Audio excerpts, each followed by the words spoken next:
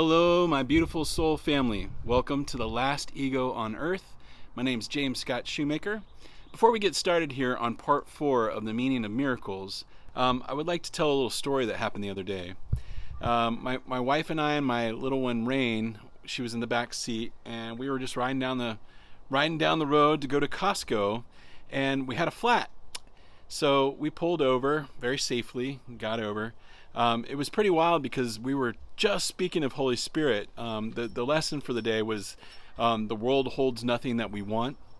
So we were discussing that, and then the flat tire happened, and we just pulled over very gently, and the whole time I just stayed very calm. I didn't have any feeling whatsoever. Now I know in the past that I have, like when I've had a flat tire, there's that angst of, oh my gosh, how much is this going to cost? What am I going to do? Is it going to mess up my schedule that I'm trying to achieve? Things like that.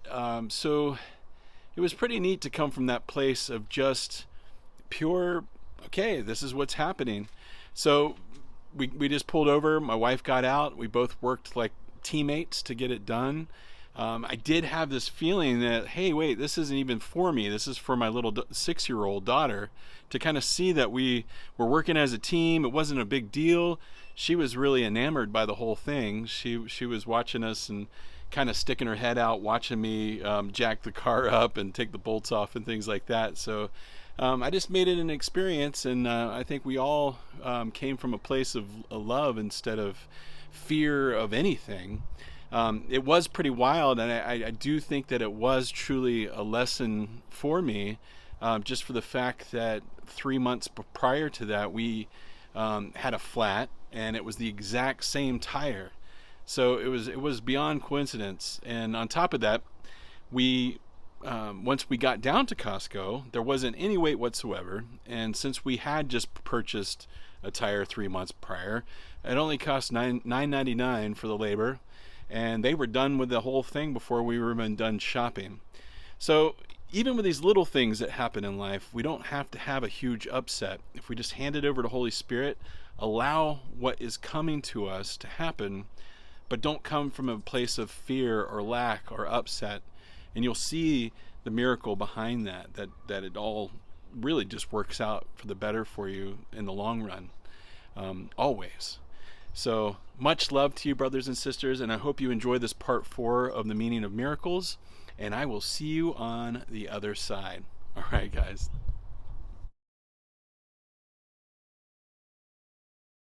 Hello, brothers and sisters, and welcome to the last ego on earth.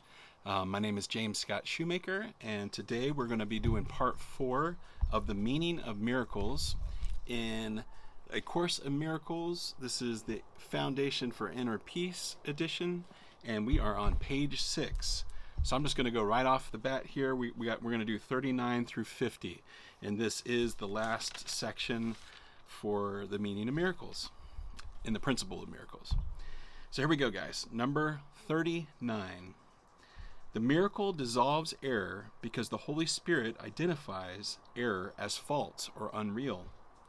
This is the same as saying that by perceived light, darkness automatically disappears. So what this is saying is that Holy Spirit dissolves anything that's not real. So what's not real, of course, we've talked about this many times, is fear, anger, hate, resentment, judgment.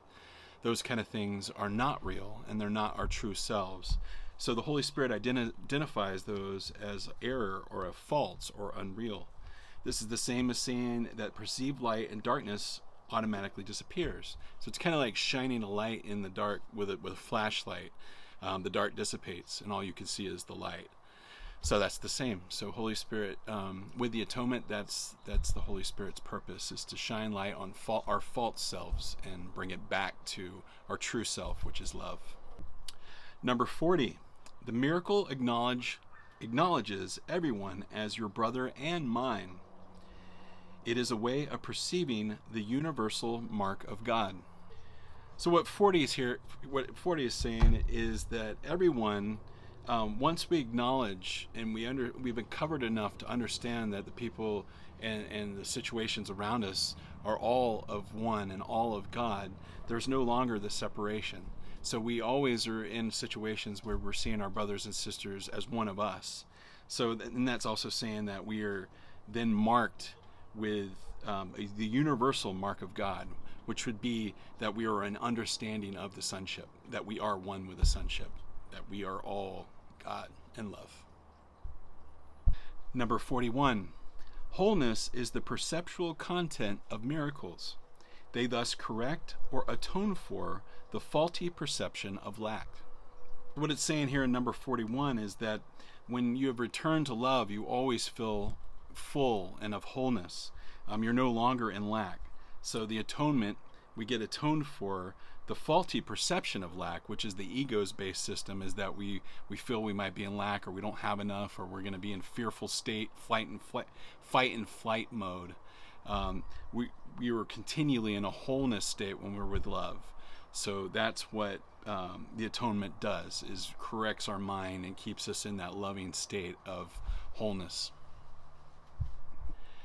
Number 42, a major contribution of miracles is their strength in releasing you from your false sense of isolation, deprivation, and lack.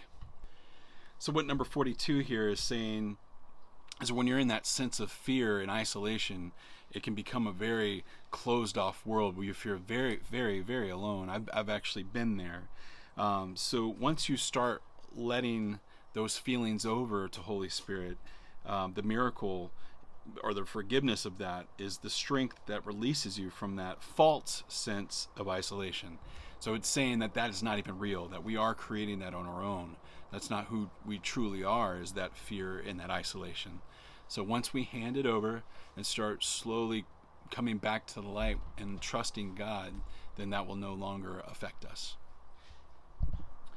Number 43, miracles arise from a miraculous state of mind, or a state of miracle readiness.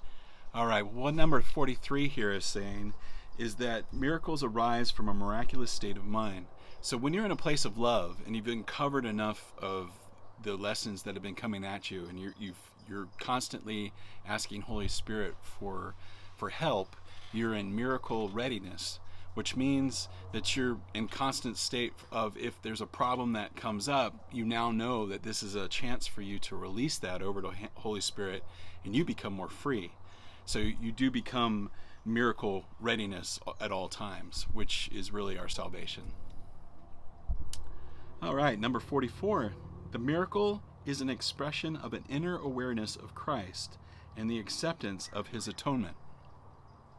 So the miracle or forgiveness is our inner awareness of the Christ, which is of the sonship. It's also of the awareness of Jesus or the Holy Spirit within us, and that we are accepting the atonement, which is the remedy of getting out of this nightmare. It's the solution to the problem of our nightmarish world and our fears, and then joining with the Christ to return back to the sonship, which we are one in the same. So that's that. It's pretty cool. Number 45, a miracle is never lost. It may touch many people you have not even met and produce undreamed of changes in situations of which you are not even aware. I really like number 45 here. So it's just saying when you're in that state of love, you're allowing Holy Spirit to come through you, and you are Holy Spirit's instrument in those moments, and you're just kind of being the light in the room, or you are being the light in the room for people. You don't know exactly what you're doing, but it's saying here that you have undreamed of changes in the situations. So you can't even fathom what if you are connecting to Holy Spirit and speaking through Holy Spirit's part of the script instead of the ego's, that you are doing undreamed things for the awakening of our brothers and sisters. We don't get to see, we're not necessarily going to see the outcome, but it's grand and beautiful. All right, number 46. The Holy Spirit is the highest communication medium. Miracles do not involve this type of communication because they are temporary communication devices. When you return to your original form of communication with God by direct revelation, the need of miracles is over. So 46 here is saying again that once forgiveness or miracles, once we've hit a certain enough of forgiving, the forgiveness is no longer needed. We are only communicating to our brothers and sisters until we have let go of enough of the grievances that we have inside of ourselves to return back to God or Source. So when you return to your original form of communication with God by direct revelation, the need of miracles is over. So once we've returned out of this hellish, fearful world that we've created and return back to God, forgiveness is no longer needed. Number 47, the miracle is a learning device that lessens the need for time. It establishes an out-of-pattern time interval, not under the usual laws of time. In this sense, it is timeless. So once we understand that this world is a classroom, time is being used for us to get out of the nightmare dream. So once we start doing our forgiveness lessons that come to us, our upsets, our angers, the things throughout the day that might upset us, and we start handing those over, time starts collapsing, and the need for time will stop being needed to be even used. So in eternity, of course, there is no time. So slowly and surely, the more and more we forgive, the less we will even notice time, which is pretty wild. Number 48. The miracle is the only device at your immediate disposal for controlling time. Only revelation transcends it, having nothing to do with time at all. All right, what number 48 here is saying is that the miracle is only a device at your immediate disposal. So once we have understood that Holy Spirit's in charge, our ego script of the world is over. So now we are using the same script, and Holy Spirit's in charge now.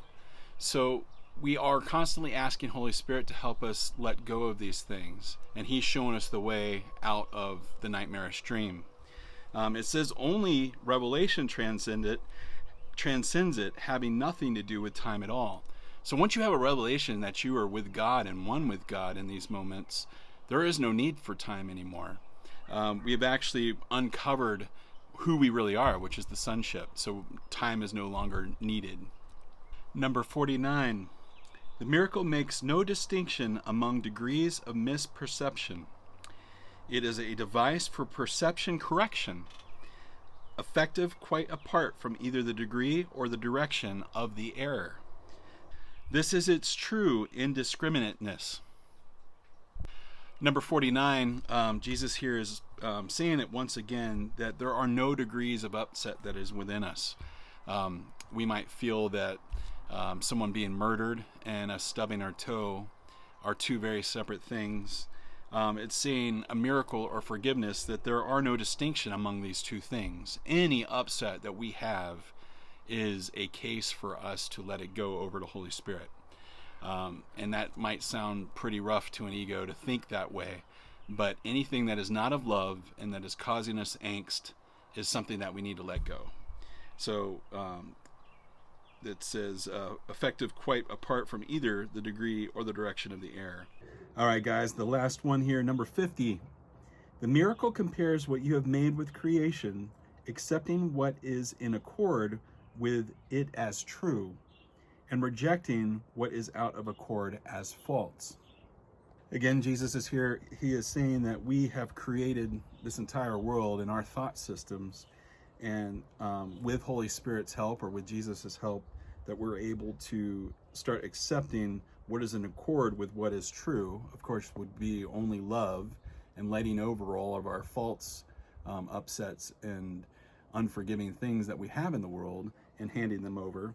So with that, we're rejecting what is out of accord and false. So anything of fear, hate, anger, separation, judgment, those are things of the ego, and we just hand those over, and they are absolutely false in the world of reality, which our world of reality, of course, is being one with Source, one with God, one with Holy Spirit, and one with Jesus, and all of our brothers and sisters, which make up the sonship. So there we go, guys. I hope you enjoyed the meaning of miracles. That was part 4. Next, what we'll be doing, we'll be just going on to page 7 in the book, and we're gonna do Revelation, Time, and Miracles. So that's gonna be fun. I'm really excited to explore that with you guys. I just want to remind you guys to please leave comments below. I would love to get this conversation going. I've said it many times, but this is just an ongoing conversation between you and me. I'm learning, you're learning, we'll learn together. I've already got some beautiful brothers and sisters that have stepped forward. I've been talking to them. Had a Zoom call the other day, which was absolutely awesome. A lot of really neat and fun things that we were speaking of. So hopefully up here, coming up soon, I'll be sharing that video with you guys. So you guys have a wonderful evening. Thank you for showing up, and I will speak to you very soon. Peace be with you, brothers and sisters, and have a wonderful, wonderful evening. Bye, guys. All right, brothers and sisters, I hope you enjoyed that episode. Real quick, I do have a quick announcement. If anybody's interested in having Zoom calls with me, I'm going to start setting that up weekly or bi-weekly. So if you're interested, please contact me through Messenger here on YouTube, and I will get right back to you about setting up the call. I've already had one, and we had two people on it, and it was a wonderful conversation. We spoke about an hour and a half or so. And also, please connect on Instagram. Just look up The Last Ego on Earth on there. I'm continually, every day, I read from The Gifts of God by Helen Schuckman, the scribe of the Course. It's been really wonderful too, and I've gotten some really good responses from that also. So feel free to subscribe there at Instagram. You guys have a wonderful, wonderful day or evening or wherever you're at, and peace be with you, and I will see you guys next time. Bye-bye.